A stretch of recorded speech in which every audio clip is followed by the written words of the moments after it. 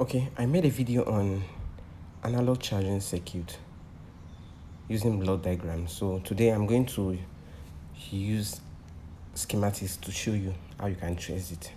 Now this is our hardware solutions. Everybody knows about hardware solutions.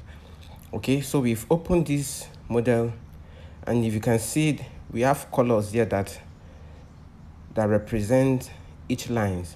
So now this is our VBus line, and this VBus line carries 5 volts. So now we are going to trace this VBus line where it's going to, because this is the first voltage line that you will check if you are troubleshooting on any charging circuit. VBus, some models you call it V charge. So this VBus line carries 5 volts. So this VBus line, it will first lead you to your charging IC, but you might meet OVP along the way and other components like diode connected in parallel and other capacitors, filter capacitors that will help to filter the voltage. Okay, so this is our VBus line. So let's see where this VBus line is going to lead us to. Okay, so now this is our VBus line. It leads us to, we have a capacitor here that is 2 capacitors that are connected in parallel for filtration. Then after that, this line enters this diode connected in parallel as a protective component also. So now this is our OVP, and we know that OVP can be bypassed. You can jumper it if it is damaged, but if you have the OVP on your donor board, you can replace it so that it can help to protect this charging IC from excessive voltage passing into the charging IC. Okay, so now after this OVP, we have a capacitor here also that is connected in parallel. So from this capacitor, this line goes into our charging IC. This is a transistor-based charging IC. And one thing about this hardware solution is that it doesn't shows you all the lines that you need to see. So don't only rely on these hardware solutions. Try and also use bitmap and schematics. So it enters into our VBus line. I use my block diagram to show you how you can number this IC. This transistor IC, how you can number it. You can see the nose cut point, and you want to number it, you number it anti-clockwise. So now the 5th pin will be our VBus. In all transistor-based charging IC that carry these 8 pins, if you number it anti-clockwise from the node cut point, you will see that the 5th pin will be our VBus entering point. So this is where our VBus enters, and when it enters, it also goes straight to another line which is called VCDT line, and that line goes into our power IC. Okay, but before that line enters our power IC, there's a divided circuit there. After this video, I'm going to post a video about divided circuit, how to calculate and diagnose divided circuit. So this line goes into and create that divided circuit and step down the voltage from 5 volts to 0.5 or 0.6 volts and send it into our power IC. I have explained this using my block diagram. So if you haven't watched the part 1, make sure that you go and watch part 1 so that you'll be able to understand. So this part 2, I'm just using it to show you how you can trace it one after the other. Okay, so now let's see where this line is going to. So now we are following this line. This line leads us into our divided circuit. There is one divided circuit along this line, and then the divided circuit will step down the voltage from 5 volts to 0.5 volts and send it into this line, VCDT line. There is no VCDT line here, so you don't depend only on these hardware solutions. You will see the VCDT line before the charge LDO line. So the both goes into our power IC. Okay, the both goes into our power IC. So now let's open our bitmap also and schematics so that you will also understand. Okay, let me open schematics first. Okay, let me go straight to the charging IC. You can use your connector to find your charging IC following the VBus line, but I know where my charging IC is, so this is my charging IC. And it first, after entering the connector pin that will give me 5 volts, the VBus line goes into this OVP. This is our OVP. Okay, it enters here and you see some capacitors. There were 2 capacitors before the OVP, so these are the capacitors. So it will enter these pins. Okay, these other ones are grounded, these other pins are grounded. So this is the output of our OVP, and there was 1 capacitor after the OVP, so this is the capacitor. And then if you click this VBus OVP, it will lead you to another line that is still our charging IC line. So this line, it enters this transistor. It enters this transistor, but before it enters the transistor, there's a line called VCDT, okay, and charge LDO. So it enters pin number 5. I told you that it is pin number 5 that is the entrance of our VBus. So our VBus enters this MOSFET through pin number 5. Okay, so after that, still the 5 volt line creates a divided circuit here. You can see here R2229, and it has 330k value, and you see R2230, it has 39k. 95% of this MTK charging circuit will carry these values, these resistors values. So now this divided circuit will step down this voltage from 5 volt to 0.5. So where will you see the of 0.5? It is this R1, this 330k. One side will give you 5 volts and the other side will give you 0.5 volts after it has divided. Okay, so now let me use bitmap also to show you how to trace this line through bitmap. This part is going to be a short video.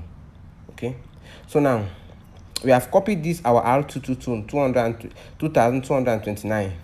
Okay, so we've pasted. This is where it leads also. This is this is the resistor. Okay, and if you check it, it's coming from the bus line.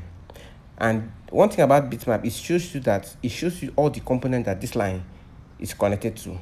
All the components it will show you. So it shows us our transistor and our capacitors, those diodes. It shows us that this line is connected to those components.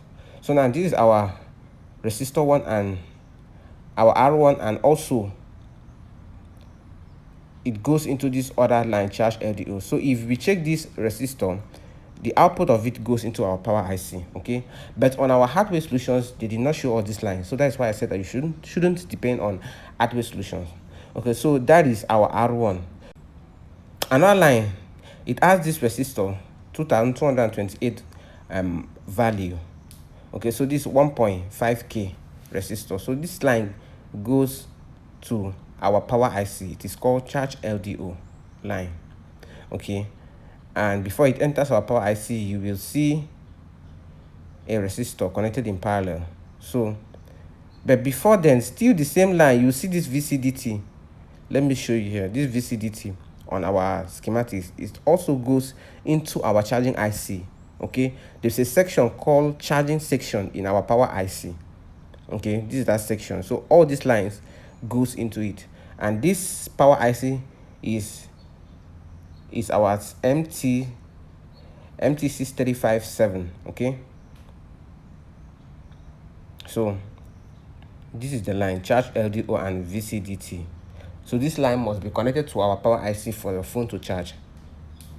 Watch part 1, you will understand better the explanation of it. Okay, so after that, there's a line.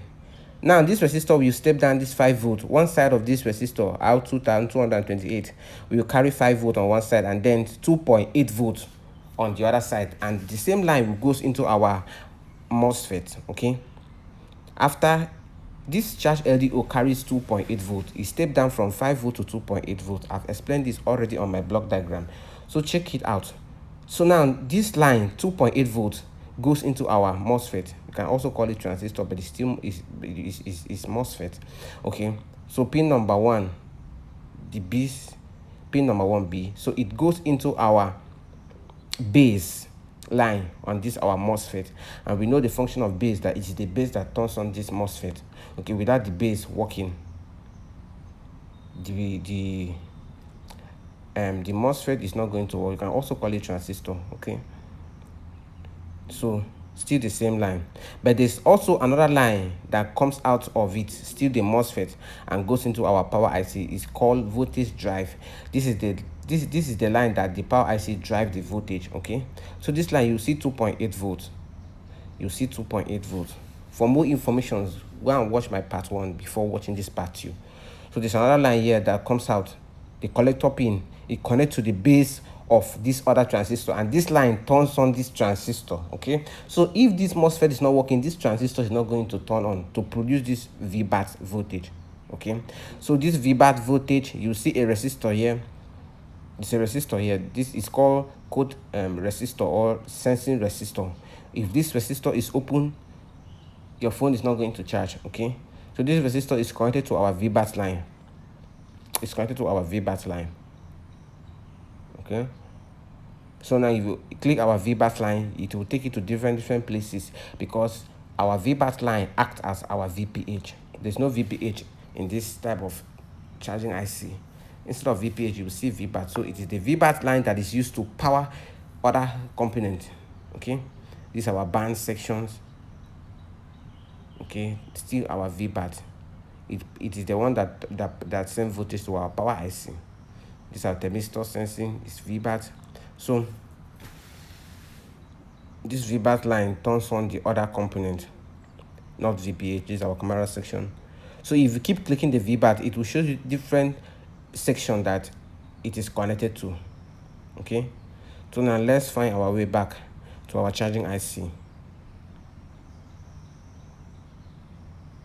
Okay, we have arrived. So this VBAT line is very important. There are 2 lines that comes out of this resistor. It's called iSense and BATSense. These lines are very important, very important, and they still goes to our power IC. If any of this line is faulty, your phone will not load. Sometimes it will show blank battery logo and then goes off. Sometimes it will not turn on. Okay, so these lines are very important, BATSense and iSense. Sometimes if you are using your phone, if you open a certain application, the phone will strip off, and then you have to on it again. A lot of problems, a lot of fault occurs if any of this line is faulty. So I'm going to make a separate video explaining these lines to you. My goal is to ensure that you know the functions and the roles that each line plays, so that if a phone comes to you, you know where you are going to, and you will know if it's not working. If this line is not working, you should know the next line to go and troubleshoot. Okay, so I think that I've explained everything I have to in this part 2. If you haven't understand it, just go to my part 1 and then watch out. You will understand, because I explained vividly on block diagram. Okay, so this is our bitmap. I've used it to explain, to show you. If you don't know how to use bitmap or schematics, let me know on the comment section. My job is to make a video and explain it to you. Okay, my intent is to share my knowledge with you, so that at least you'll be able to troubleshoot any fault that comes on your desk. Okay, so have a nice day. See you on my next video.